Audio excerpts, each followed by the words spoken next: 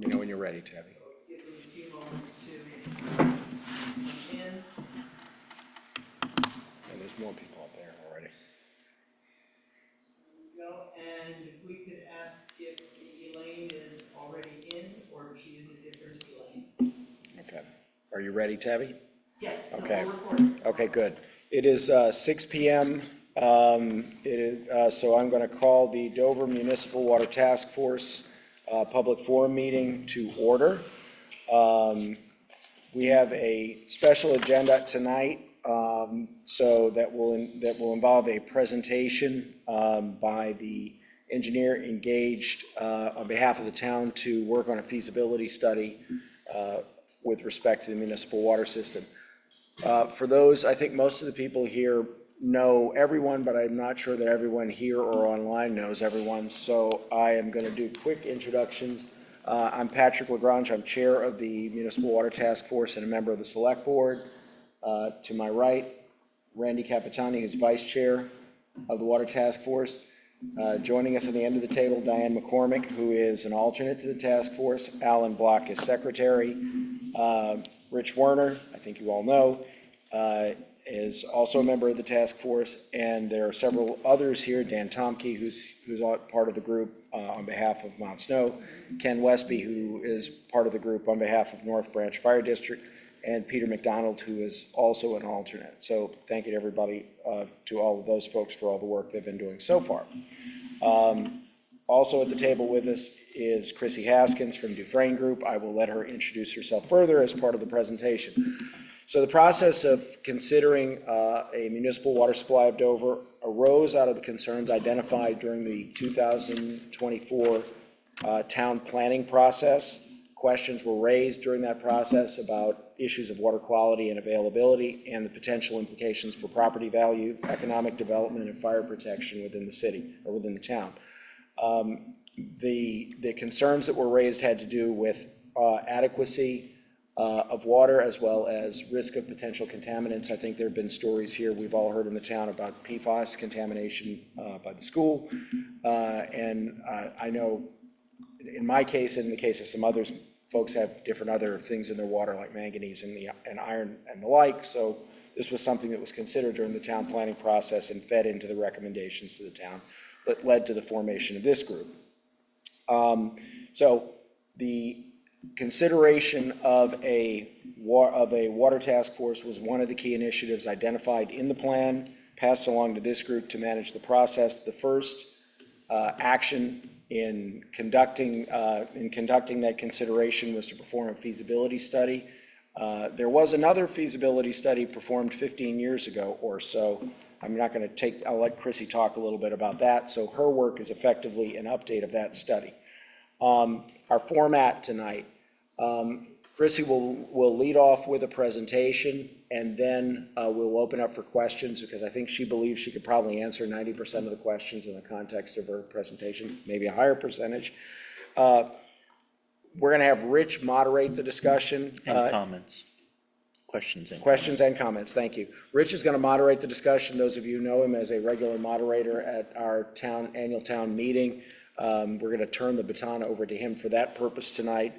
Rich, do you want to speak for a minute about the rules of the road for those people who are in person and those people who are on Zoom? So we're going to try to do it like we do at town meeting, and we thought we'd give everybody 3 minutes. We thought there's going to be 600 or 700 people here tonight, but since there's only a few, and I don't know how many are on Zoom because I can't bend my head backwards that far. More than here. More than here. So what we'll do is we'll alternate, but anybody who has any questions, comments, we're going to give you 3 minutes the first time around if there is a lot. And if it's, we do have a hard stop at 8 o'clock because of a couple reasons. So we'll give everybody a chance, and if we go around a second time, that'll be fine too. And you can either ask a question or make a comment, and hopefully Chrissy can answer it. If it's more something to do with the committee, Patrick or Randy will probably handle those.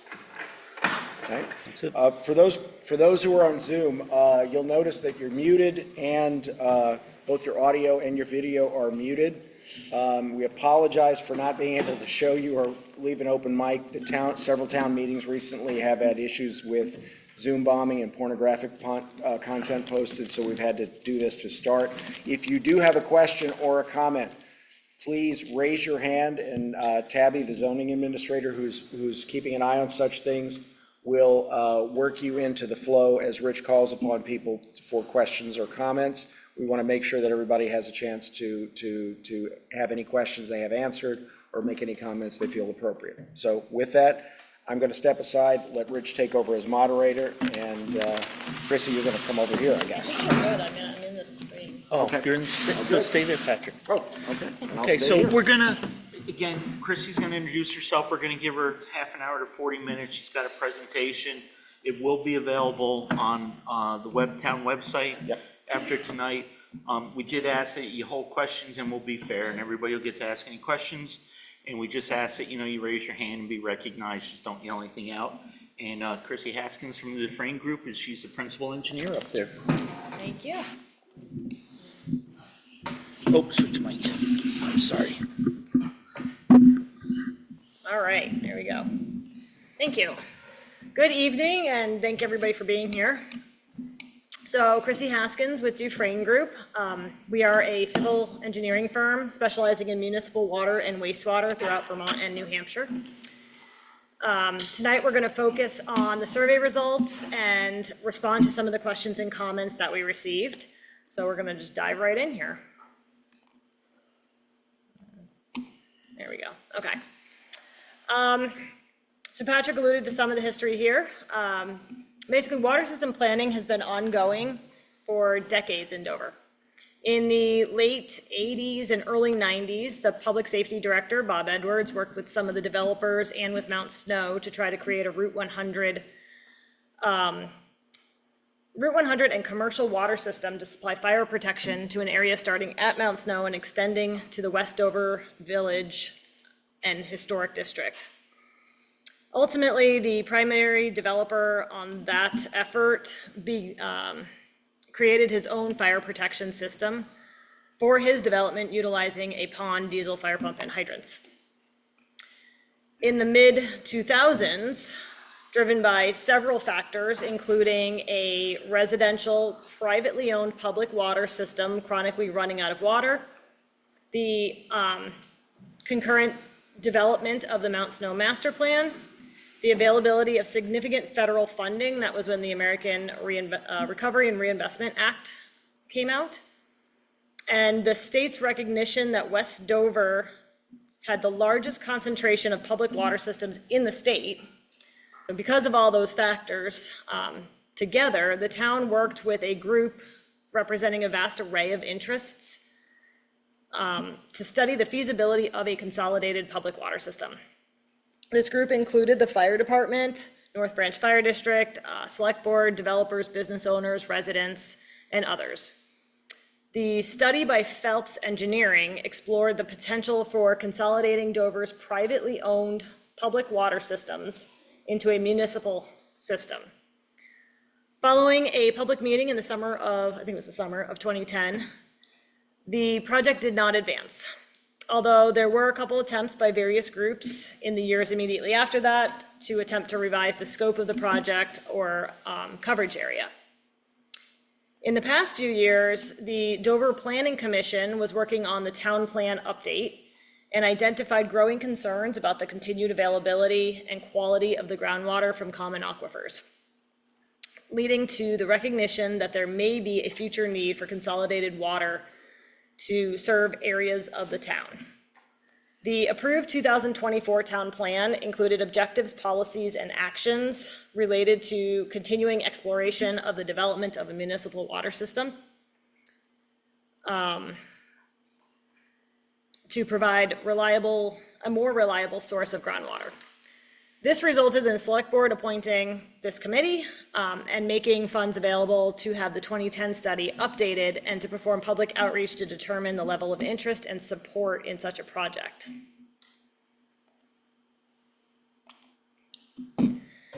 So every property owner in Dover was sent a survey in the mail. Hopefully you all received one.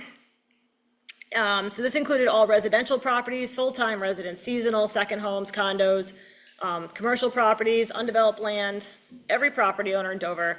Over 3,400 surveys were mailed out. And to date, we have received 558 responses, so about 16%. We received a lot of comments and questions through this survey. I had some people calling me, emailing me. Some of these questions were, I don't have enough information to respond or to provide an opinion, or why is this study being done, or what does consolidated mean?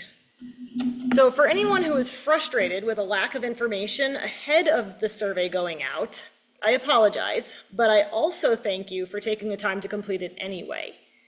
The survey was intentionally designed to identify what the community knows and doesn't know about the water study and the water supply issues.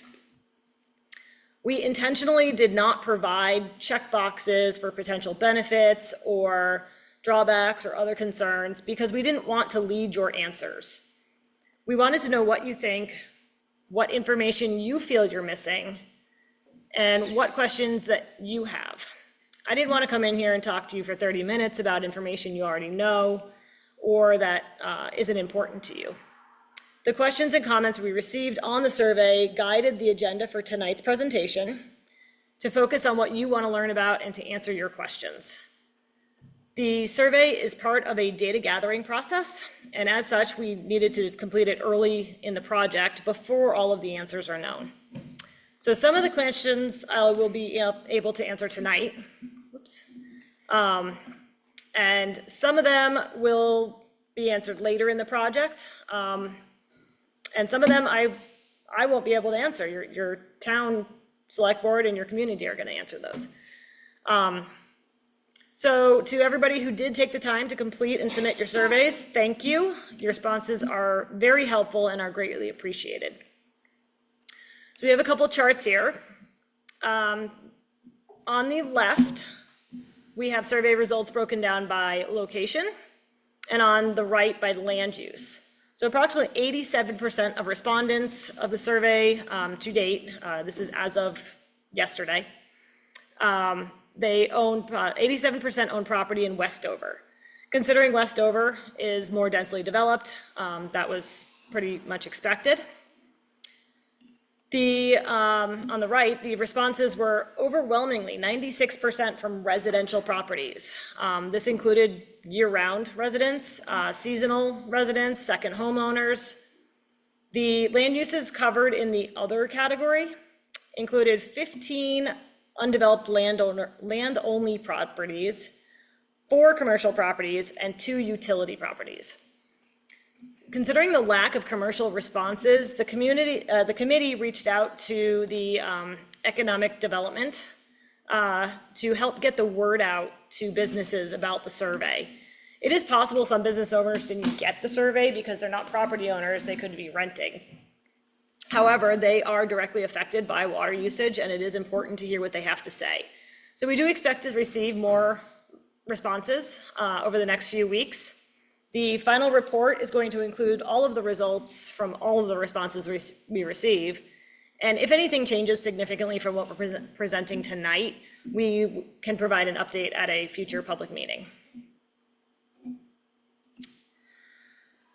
So one of the questions on the survey asked if your water supply was a public water supply. And based on the responses, it was very clear that many people don't know what public versus private means. And that's okay. Most of you are not water system operators, property managers, regulators, or water system engineers. As we move through the study process, this is an important term to understand. A public water supply is one that is regulated by the Vermont Drinking Water and Groundwater Protection Division via a permit to operate. There are a few different classifications of public water supply, such as a community water supply, which serves primarily residential population. And there are 2 types of non-community water supplies that serve non-residential populations. For example, larger condo developments in West Dover, like Timber Creek and Snow Mountain Village, are public community water systems, while many of the restaurants are public non-community water systems. Now I'm going to add another layer of confusion here. All public water systems in Dover are privately owned. So we're going to call them privately owned public water systems. A private water supply is one that is not regulated by the Vermont Drinking Water and Groundwater Protection Division via a permit to operate. The easiest example of that is at your house, you may have a well. If you're not on a public system, you have a well at your house that serves only your house. That is a private well. Another example is maybe a well at a small office space that doesn't serve the public. And then we can make it a little more complicated, that you might share a well with, let's say your well serves 5 two-bedroom houses. That would also be a private well. But in that case, you're gonna have shared ownership amongst the 5 houses. So I understand that's not maybe easy for everybody to grasp, but there's a lot more detail to it. I'm oversimplifying it. There's a lot of detailed thresholds, including number of connections and number of people served for the different classifications of a public water system. We're not going to get into all those details, but I hope that gives you a better understanding of what public versus private means. This map here should be big enough. This is showing a portion of Dover. I didn't quite get the entire town in there, but obviously you can see West Dover over on the left, a little bit of East Dover on the right. Each of these solid red and green dots on there are private wells that have been mapped by the state. So they're in the state's mapping as a private well. There are many more private wells that are not mapped. So especially a lot of the older wells are not mapped. So there's actually a lot more of those dots in reality than there are on that map. The smaller ones that you can see the little kind of white and green numbers and letters next to, all of those are the public wells. And not all of those are actually active public wells. Some of them are inactive, but they're still on the map and I can't turn them off. So those are all public wells. So Dover has, it's, like I said, it's not represented on this map. There are actually over 1,400 existing wells in Dover. And many of them, as you can kind of see on this map, are pretty densely located. The chart in the lower left corner here shows the breakdown of responses by water supply type. So 71% of respondents use private wells and 26% use privately owned public wells. The remaining 3%, that little gray sliver there, is land-only properties with no water supply. So to take this discussion a step further, we're going to talk about what consolidated means. So when we talk about a consolidated water system, we're talking about installing physical connections, piping, between some of the privately owned public water systems to combine them into a single water system.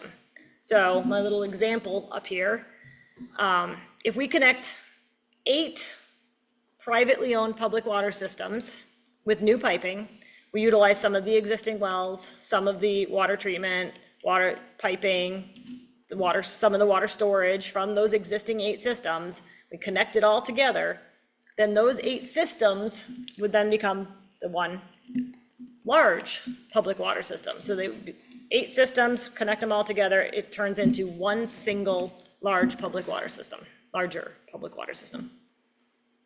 By selecting the best producing wells in terms of both quality and quantity, providing appropriate treatment for the selected wells, installing piping as needed for the connections, and utilizing existing storage tanks or installing new ones to ensure adequate volume for fire protection and adequate elevation for water pressure, we can create a more reliable water system with improved water quality and quantity for the users.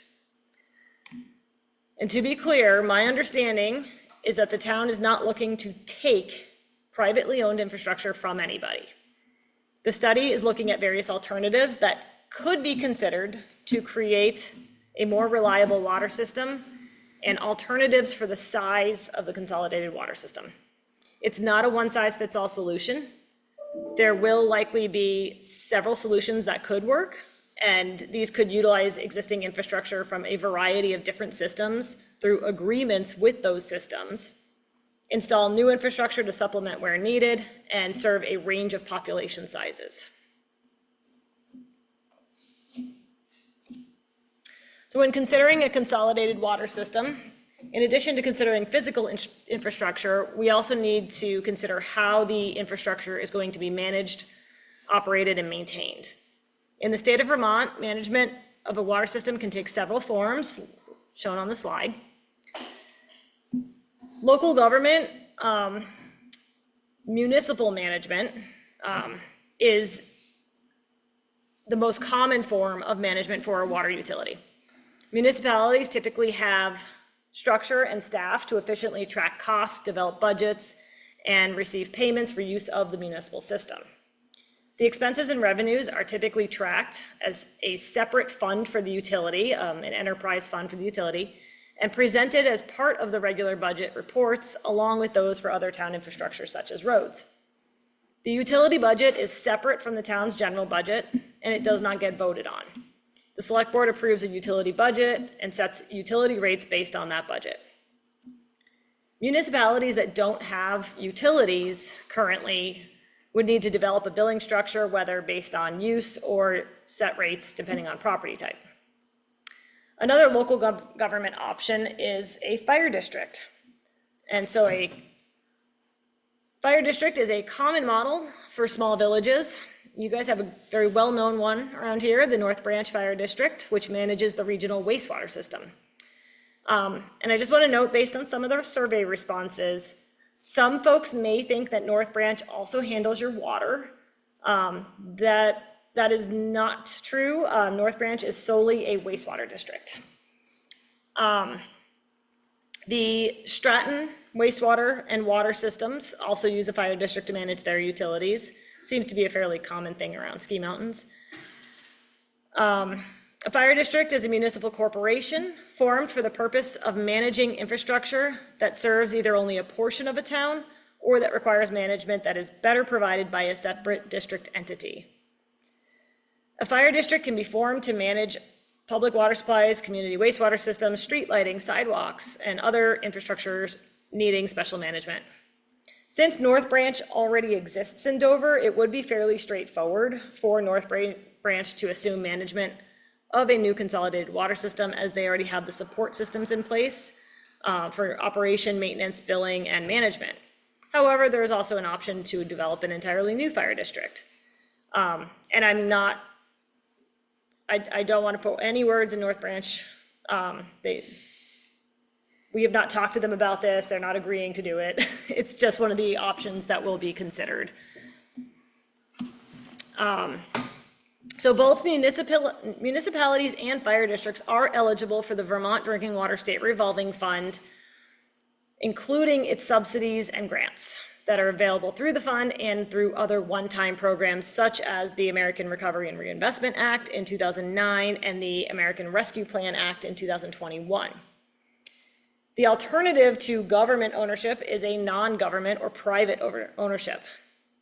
Privately held utilities are managed by the Department of Public Service and the Public Utilities Commission. The Public Utility Commission oversees management and rate setting for private utilities. Public Utility Commission approval is required to obtain a certificate of public good to sell water service to consumers, change rates charged for water, change rules or regulations, borrow money, and sell assets or stock. In addition, private utilities are often not eligible for most funding opportunities that offer subsidies or grants. In addition, in Vermont, ownership and management of private small utilities has proven to be very challenging, and many have actually been taken over by fire districts or municipalities.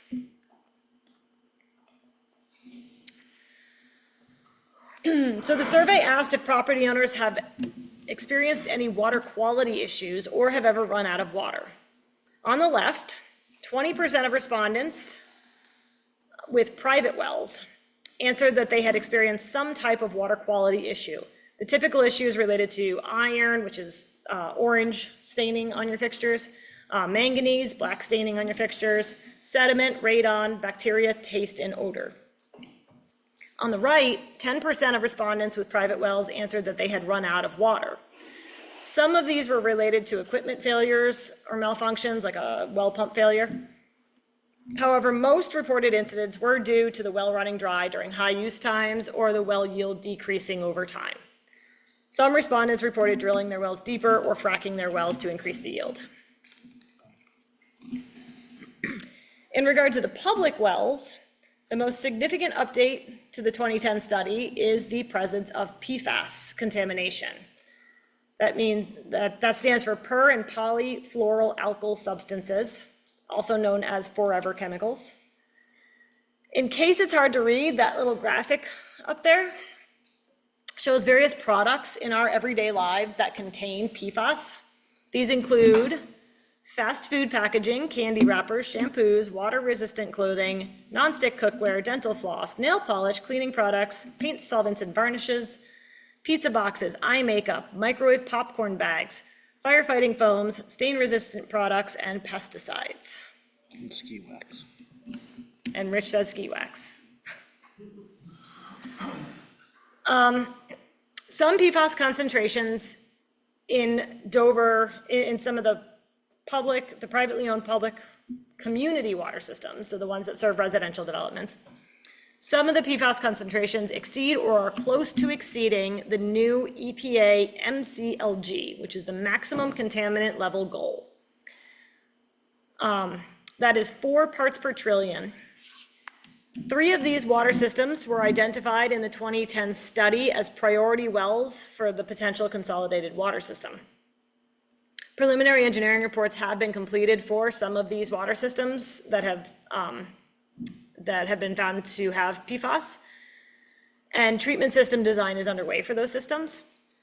Additional public community water systems have also seen PFAS in the water, but at lower levels, so they're not exceeding that MCLG yet. All public community wells in Dover are currently below the state MCL, which is the maximum contaminant level, which is at 20 parts per trillion. The state may be modifying their MCL in the future, so that may result in additional systems requiring PFAS treatment. Available water quality data since 2010 for regulated contaminants other than PFAS for public community water systems do not show significant changes or increasing trends. However, we do have experience with new treatment systems being installed in West Dover to address exceedances for uranium and manganese. Lead and copper exceedances are also present in West Dover, but generally those are caused by corrosion in piping and not the actual raw water quality. And they can be addressed by adding corrosion control treatment. As discussed, groundwater availability is a concern in Dover. In Vermont, larger water systems, so let's say 500,000 gallons per day or larger, using groundwater most often rely on gravel wells, since high-producing gravel wells typically yield 500 to 1,500 gallons a minute. Smaller systems can rely on bedrock wells, which typically support yields of 50 to 100 gallons a minute or higher. There are numerous high-yielding bedrock wells in Dover. The 2010 study concluded that using 15 of the high-yielding and already permitted wells in Dover would add up to 900 to 1,000 gallons a minute of approved yield for a consolidated water system. However, many of these 15 priority well yields were approved in the 80s and 90s. The long-term yields of bedrock wells often decline with time, with insufficient recharge to balance the withdrawals. And as we previously noted, water quality can change over time, and we are seeing PFAS contamination in about half of these 15 identified priority bedrock wells. Gravel wells are less susceptible to drought impacts and changes in water quality. We have reviewed available well logs and records since 2010. The 2010 study had suggested there were over 1,200 bedrock wells and 23 gravel wells in Dover. The most recent data shows a count of over 1,400 bedrock wells and 6 gravel wells. So our review shows that some of the state's database and subsequently the 2010 report contained numerous wells identified as gravel that were in fact bedrock. The data review also showed that 76 wells have been deepened or hydrofractured to increase the yield. 16 new wells were drilled to supplement the existing water supply, and 104 new wells were drilled to replace existing water supplies. This chart here shows the driller's yield of each documented well along the bottom axis and the total well depth on the left axis. So the 0 is actually in the top upper corner, the upper left corner there. You can see there's a significant number of wells with lower yields. The 2010 study reported that over half of the drilled bedrock wells had yields less than 5 gallons a minute. Based on a review of the latest data, the average yield for a bedrock well in Dover is 13.3 gallons per minute, and the median is 4 gallons per minute. For gravel wells, these numbers increase slightly to an average yield of 14.7 and a median of 12.5, and that's specific to Dover. So getting to the benefits, what potential benefits would a consolidated water system have? The top 5 themes that we got on the survey responses are shown on the right side of the slide there. On the left side is a word cloud with the most common words that were used to describe potential benefits. Approximately a third of respondents left this question blank, wrote none, or expressed uncertainty about there being a benefit. Additionally, a significant number of respondents were unsure or lacking information as to potential benefits. For those who did see value, fire protection was the most popular theme. Respondents noted that municipal water system could mean better support for fire suppression, including improved access to hydrants. Several respondents expressed hope that a consolidated water system would provide more consistent water quality, better monitoring, and improved reliability. This included expectations of cleaner, safer water. Another theme was less individual responsibility for water testing and maintenance of individual systems. Some respondents saw the potential for a consolidated system to make new development possible and help local businesses and homeowners. A few noted that they had properties that could not be developed due to lack of space for water and sewer. Lastly, some respondents cited the possibility of cost efficiencies, shared expenses, or collective investment in infrastructure as potential long-term benefits, with the idea that pooling resources could be beneficial for some groups. The identified themes are a great start to a list of benefits of a consolidated water system. A few more I wanted to note. Regulation and oversight. So public water systems are operated under strict state and federal regulations with scheduled testing and public reporting. There is a lot of transparency in the reporting, with users receiving an annual consumer confidence report summarizing the water quality testing, identified deficiencies with compliance schedules, and any regulatory issues that occurred during the year. In addition, all detailed water quality test reports are available online through the state's website for every public water system. Long-term sustainability. These types of systems are designed for future demand and capacity planning, reducing the risk of wells running dry or becoming contaminated. There's often redundancy built into the critical components, as well as backup systems such as emergency power. Property values. Properties with municipal water often sell more easily and can command higher values. And insurance discounts. Improved fire protection within a certain distance from a property can lower insurance costs for the property. Getting to the question of potential drawbacks, the top 5 themes are also shown on the right, and the same as the last slide. On the left is a word cloud with the most common words used to describe potential drawbacks.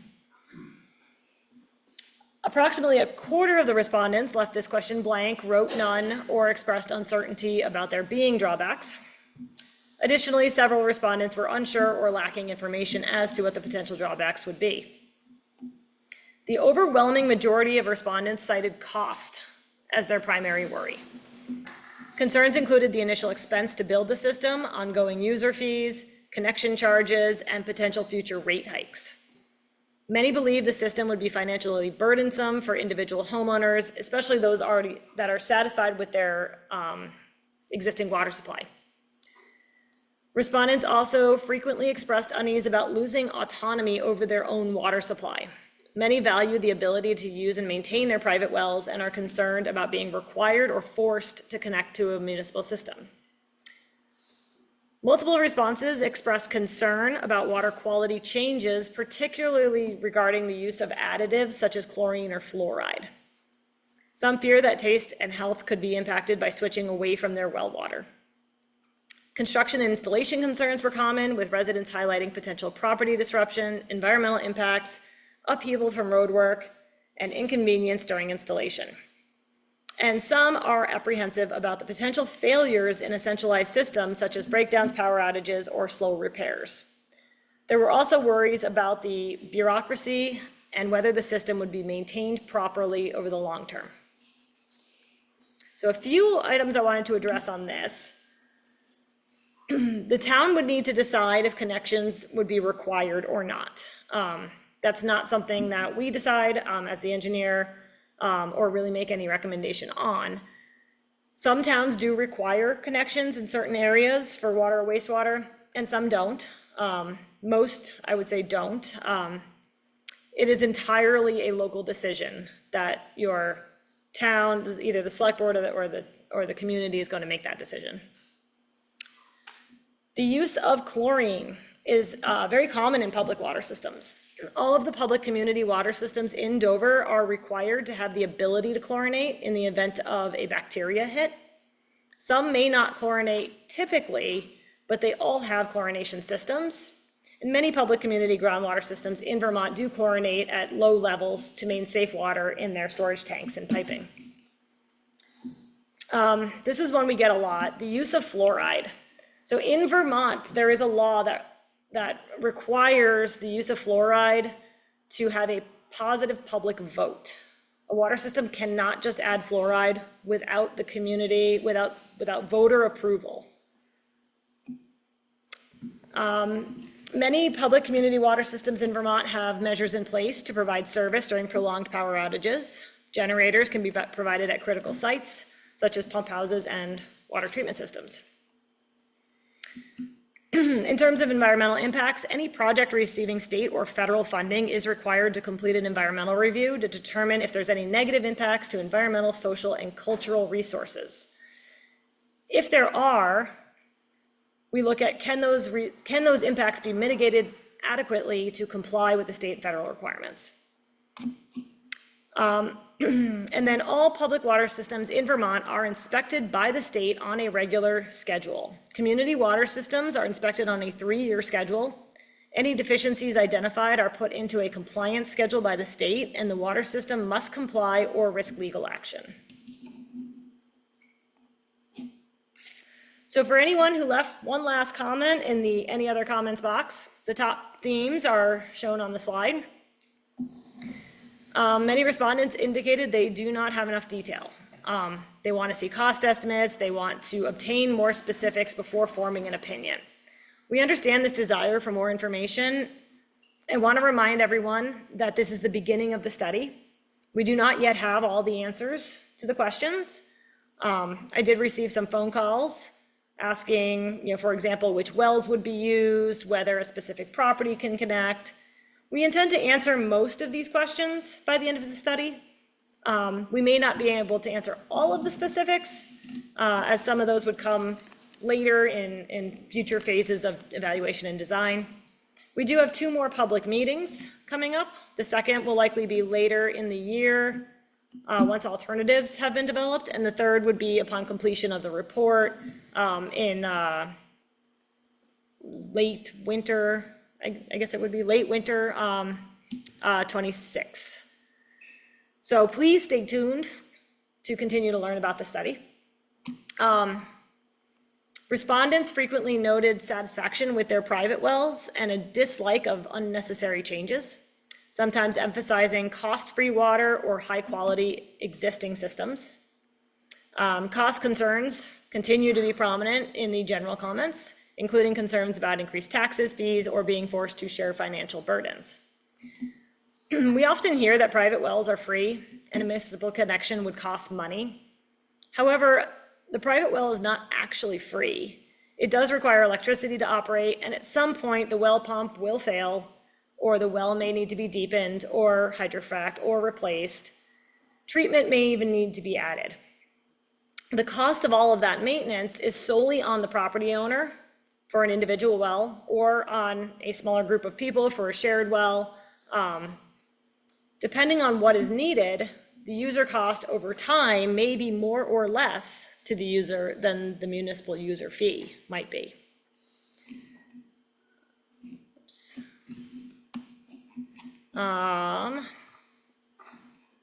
We often, we already got that. Multiple respondents reiterated that they do not want to be required to connect or pay if they don't want the service. So as I previously noted, that would be a local decision, and unfortunately I can't provide any more information on that right now. And then some respondents question the necessity or motivation behind the project or express doubts that it will serve the community's needs. So as part of this study, we are reviewing the needs of the community, and the alternatives will be developed to address those needs. We urge you to keep an open mind throughout this process and wait to hear the information presented when we complete our work before making a decision. Oops, too far. So from here, we will work to develop alternatives, including a no action alternative. So the no action alternative would just be to keep the status quo, what's already here. The alternatives evaluation will include phasing recommendations, cost estimates, life cycle analysis, non-monetary evaluations, and an alternatives matrix. The second public presentation, held later this year, will be to review alternatives and the related evaluations. We will then prepare the draft report and present the study findings and recommendations at a third public meeting in 2026. That would include potential funding scenarios and user rate estimates. Following review from the town and public input at the presentation, we will finalize and submit the report. From there, the town will then decide how to proceed.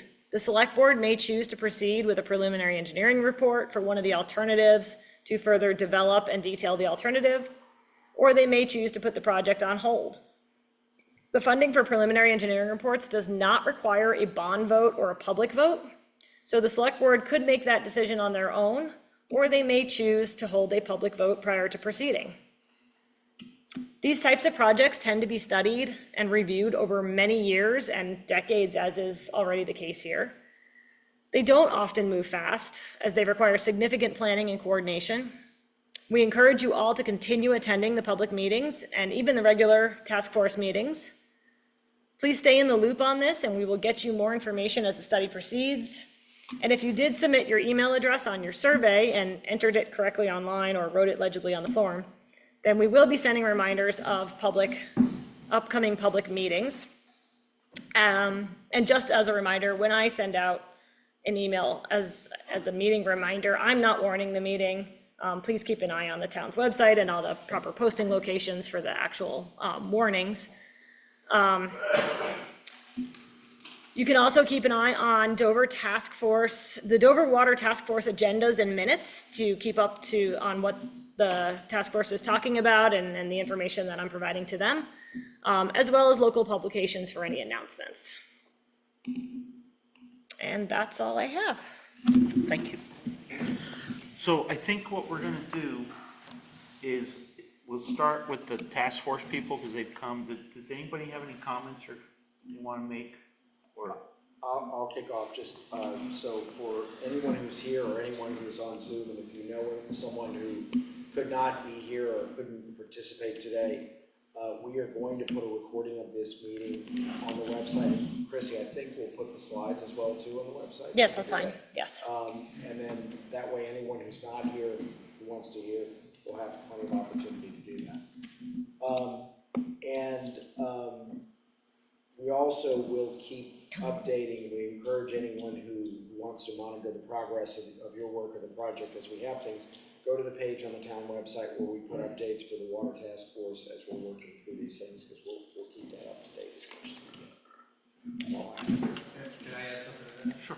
I would encourage you who are here tonight, one way or the other, if you're talking to somebody who expresses concerns or has questions about this, please either send them to the place of Catholic Committed or invite them to come to one of our meetings. We're open to the public. We don't get a lot of public, but we're happy to have public. Jerry came to one. We had a good conversation with Jerry. I think we answered a lot of questions. So this is not trying to be done in secrecy. This is an open process. We want people to participate. The best way to participate is to come to one of the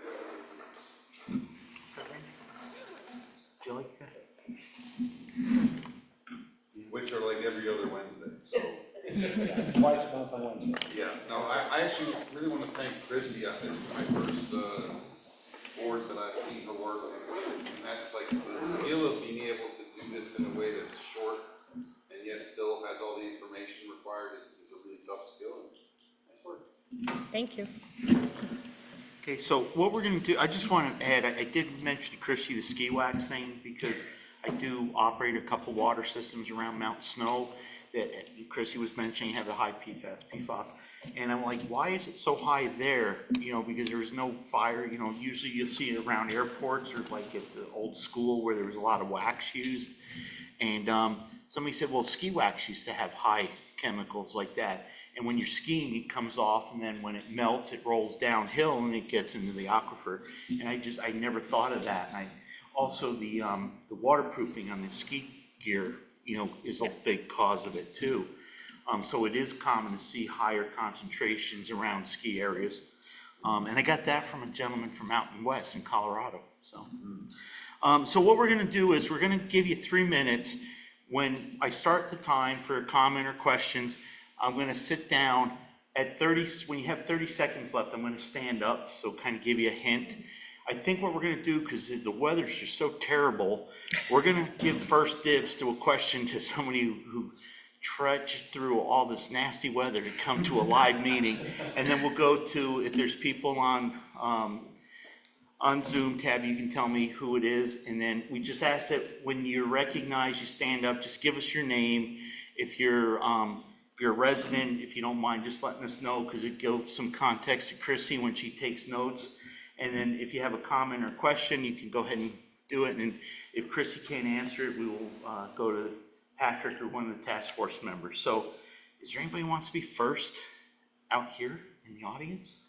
Jerry, go ahead, stand up and just, now, Jerry, the other thing, you gotta be loud too. Yeah, I may have missed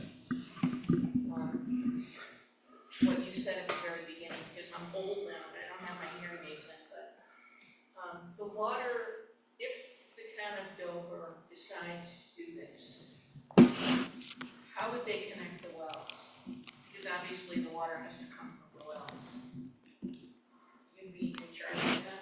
So that'll be part of the alternatives. Yeah, so that'll be part of the alternatives that we'll be working on over the next few months now, looking at which wells to connect, you know, which wells would be identified as priority, and how we would connect them to the system. And just a comment for the board, first of all, thank you very much for your presentation, it was really very informative. And the board, you guys know, do a lot of work on this, and my only comment would be, it would make sense to me to have a public water supply on Route 100 for the restaurants that are there. Because I understand that some restaurants don't have enough, they run out of water sometimes, which is not a good thing. As far as I'm concerned, I live on a private road, my wells, I had a test and I'm okay. And I think it would be I think a lot of people who live off the main road aren't gonna go there, so I would imagine we'd have an option, right, of whether we wanted to connect or not. That would be, I think, up to the town, but I would venture a guess, I mean, obviously, we're just getting into the alternatives now, but I would venture a guess that if you live way out there, you're probably not gonna get a public water system. I probably won't be alive. Oh, Jerry. You all set, Jerry? Do you have anybody on Zoom? I don't see any hands up on remote yet. Okay, well then we'll stay locally. Kristen Mumford, I don't know that this is part of the study, but I thought it might be helpful is to actually know where current hydrants exist, since fire protection and suppression seem to be a key item, not just where the wells are, but where do hydrants actually exist now? As part of the study. Okay. Is that it? Okay, Andy, we'll get to you. We're gonna go to the Zoom. Before we do that, are you able to hear well enough for people, for the mic, or do we need to repeat the question? I would really like people to speak Speak up. clearly, loudly, Okay, so that we can carry to the mic. okay, so So we have Bashar. Yes, this is Bashar. I'm a permanent resident in Dover at Mountaineer Townhomes. This question is for Chris. If your study is done by the end of 26, and if the town decides to go ahead with the engineering following that, which might take up to a year, and if everybody in Dover wants to do it, and if this project proceeds, from your experience, what is the earliest year that the system would be operational, and what would the latest year from an estimate perspective? And I know there's a lot of unknowns, but just to have an idea, are we talking about 5 years? Are we talking about 10 years? Yeah, there are a lot of unknowns. Some of the unknowns come in the wells. If we need to look for new wells, permitting and development of new wells is expensive, or not expensive, sorry. It's takes a long time to get through the state permitting process. So I would say best guess, a range of maybe 5 to 10 years, if things just keep moving forward. Thank you. are you all set? All good? Okay. Andy? Yeah, so, thank you to, the committee and to Chrissy. I appreciate all the work. So Chrissy, a couple of quick questions. One was, towards the end, you said there was a decision the select board could make without a town-wide vote. I missed what that decision was. What is that? If the town wanted to move forward with what's called a preliminary engineering report, which would be the next step in the planning, the funding for preliminary engineering reports do not require a public vote or a bond vote. Gotcha, thank you. And as far as your process and the next meeting and then the third meeting, at what point, or will you look at governance and taxation? Like a taxing district or boundaries thereof?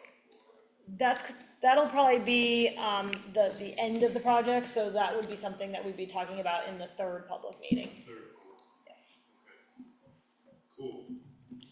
And as far as the PFAS information you have in Dover, where do you get like that kind of information about the wells? Is that on a public website or is that?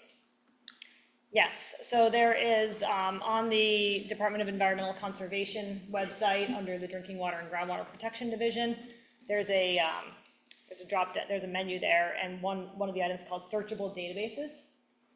That gives you a whole bunch of databases you can search. One of them is for water quality, and it pulls up all the water quality reports.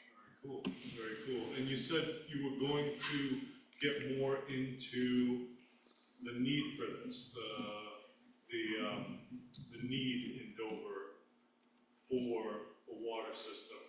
And when would that happen in your process, do you think? That's gonna be in the next couple months, so Okay. that's something we're working on right now.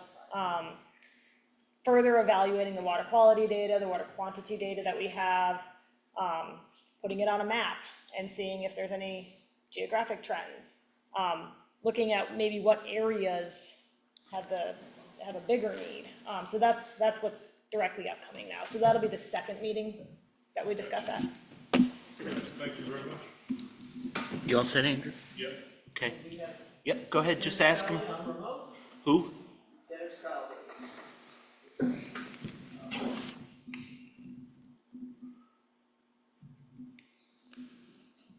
Go ahead, Danny. Hi, can you hear me okay? Yes. Can you hear me all right?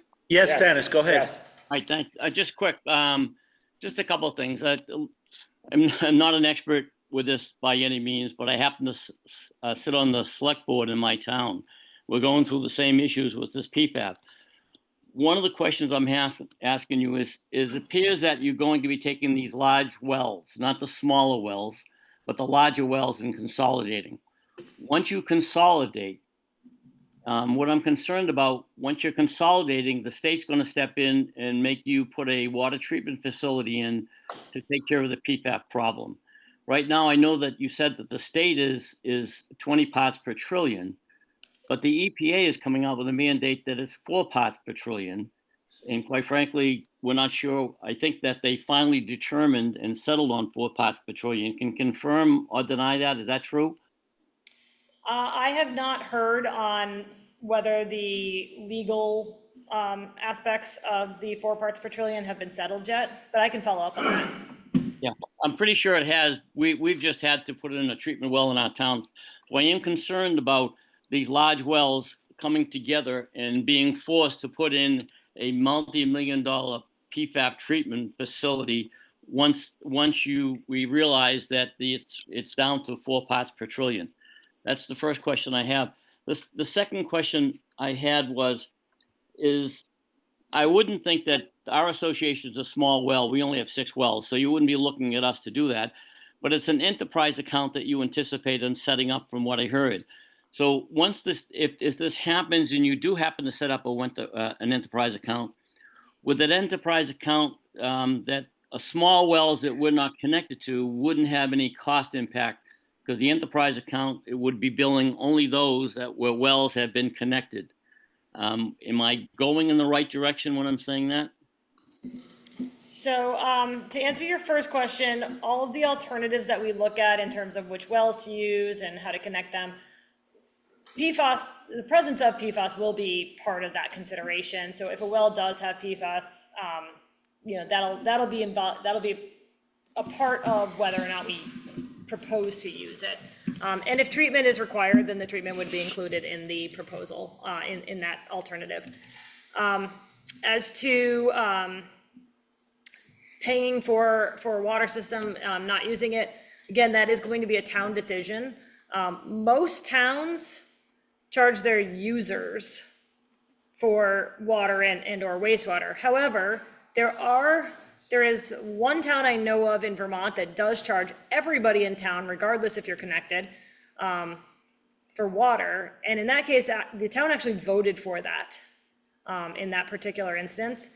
And there is another town that is currently developing a new wastewater system, and the select board just voted that everybody in town is going to pay the capital cost of the system, but the users will be solely responsible for the operation and maintenance. So that's likely going to be a town decision to make. I think you're right in that most towns do charge the users, and so if you didn't connect, you wouldn't be charged.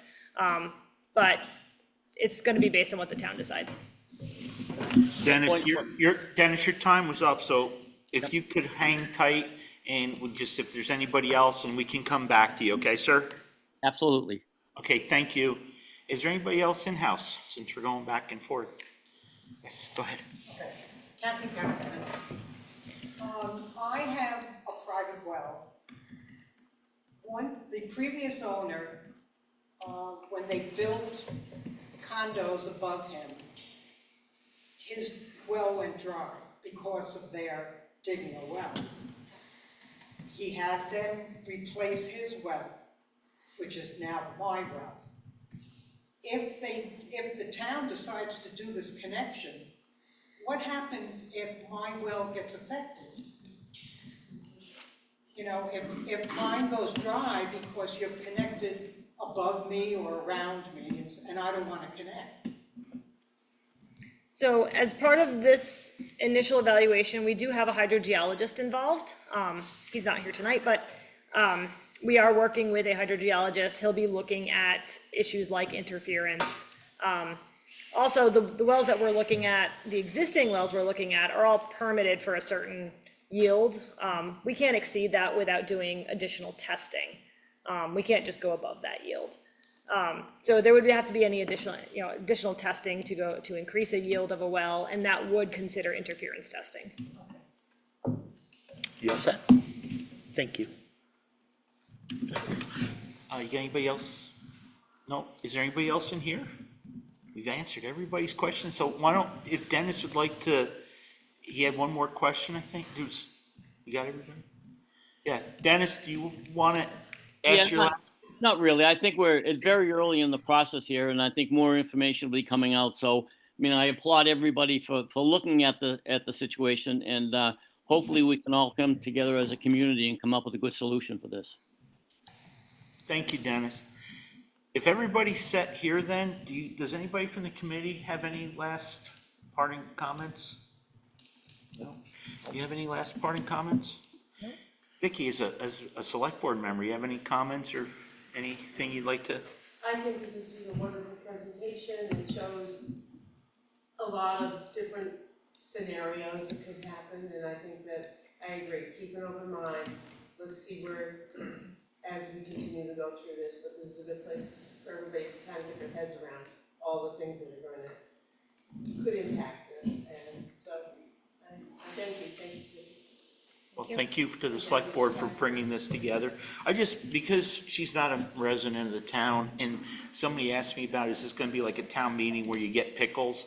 And I didn't bring enough, because I didn't know how many, but I thought we should give Chrissy a bottle of pickles. Thank you. And then you wanna close it? Thank you. Okay, does anyone else have any other comments or any other questions or business before the meeting tonight?